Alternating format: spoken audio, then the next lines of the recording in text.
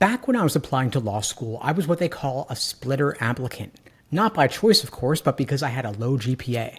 And I knew it was going to hold me back unless I did something about it. That meant I had one job to maximize my chances. I had to get a high LSAT score, so I went all in, and that motivation drove me to get a 175 on test day. And that score changed everything for me. Now, for those who are new, a splitter is someone whose LSAT score is significantly higher than a school's median, but whose GPA is lower. Think of it like this. A school has a median LSAT of a 170 and a GPA of a 3.8. You've got a 173 LSAT, but your GPA is a 3.0. So your LSAT score is above the median, but your GPA is below. That means you are a splitter. And here's why that matters. Law schools are obsessed with two numbers, your LSAT score and your GPA, because of the US News rankings. If your GPA is below the median, you hurt them, but if your LSAT's above it, you help them. And if you help them enough with your LSAT, they will overlook the low GPA. So your goal is to give them a reason to forgive your GPA, and that reason is your LSAT score. Now, contrary to the brochure talk about holistic admissions where they say they look at everything, your resume, your personal statement, your rec letters, and your softs, your decisions get made primarily based on your LSAT and your GPA, period. Your softs are not going to matter if your numbers are not within range. They don't lead with, I want to hear all about this person's internship. They want to know, what are the numbers? They're not going to look at your application if the numbers are not within range. That doesn't mean your essays or your rec letters are totally useless, but if your numbers are off, you're already in a weaker position unless your LSAT is strong enough to offset it. And the good news is, it can be. Law schools are under immense pressure to keep their LSAT medians high. That's what rankings, donor money, and job placement stats are all tied to. So if your LSAT helps them boost that number, you now become an asset for them. Now, most students don't realize you're not going to fix your GPA at this point, and that's okay.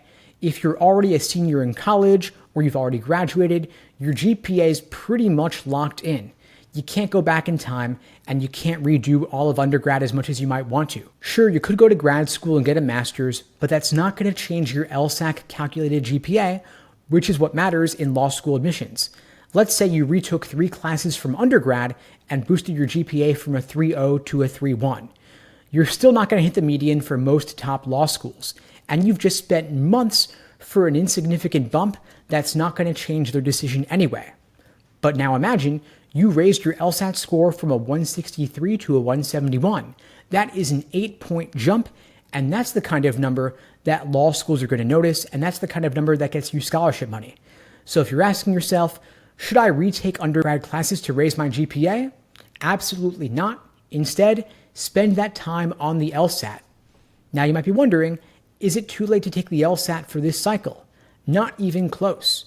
If you're watching this right now, you've still got available to you August, September, October, and November this calendar year alone. You could even take it in January or February and still apply to most law schools in the US. And what matters much more than when you apply is how strong your score is. If taking an extra month gets you 3 to 5 more points, totally worth the wait. Those points will do a whole lot more for your application than turning it in a few weeks earlier.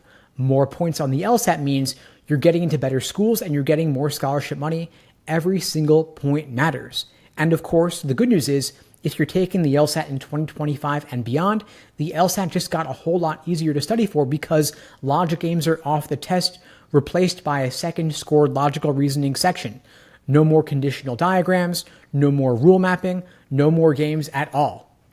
This is great news, especially for splitter applicants, because logical reasoning is learnable, it's predictable, and it's 2/3 of the test now, so any gains you make in logical reasoning are doubled across those 2 sections. And logical reasoning rewards practice and it rewards strategy.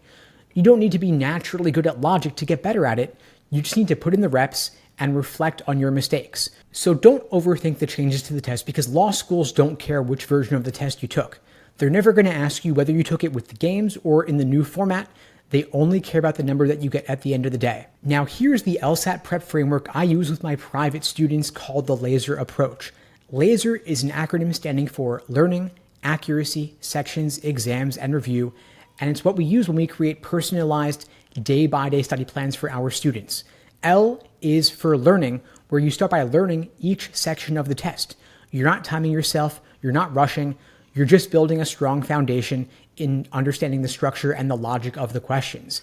Then we have A for accuracy, where you drill questions by type. There are about 15 different types of questions in logical reasoning, but you want to prioritize the most common ones, specifically necessary assumption, inference, and flaw. Then we move on to S for sections, where you're doing timed 35-minute sections to work on your pacing and building up your consistency, working on your time management, seeing where you might run out of time or get sloppy. Then E is for exams and endurance, where you're doing full practice tests, ideally at least 10 of them before test day, maybe 2 per week in that final month if you have the time available, where you're simulating real test conditions, you're timing yourself, you're focused with 0 distractions. And finally, R for review. Throughout your LSAT study journey, this is the most important part and the most often overlooked. You don't want to just correct your answers. You want to diagnose your mistakes, asking yourself, why did I miss this? What was the trap? And what was the pattern I didn't see on my initial attempt? I teach a method for review called the Socratic review method, where you slow down and dissect every wrong answer until it clicks. Because if you don't review, you're just going to repeat the same mistakes. And if you do review, though, you build pattern recognition, and that's how you get faster and more accurate over time. Now, you might be asking yourself, why do I need to put in all this work for the LSAT? How much does it really matter? Let's look at the numbers. Let's say you got a 164 LSAT score. You might get into a top 30 school with 0 scholarship money. But let's say you retake and get 6 points higher, ending up at a 170. That same school might give you $60,000 in scholarship money, or you might get into a T14. Same person, just a higher LSAT score. And if you're aiming to avoid law school debt, or you want to keep your options open for clerkships, big law, or public interest, this score could change your entire career trajectory.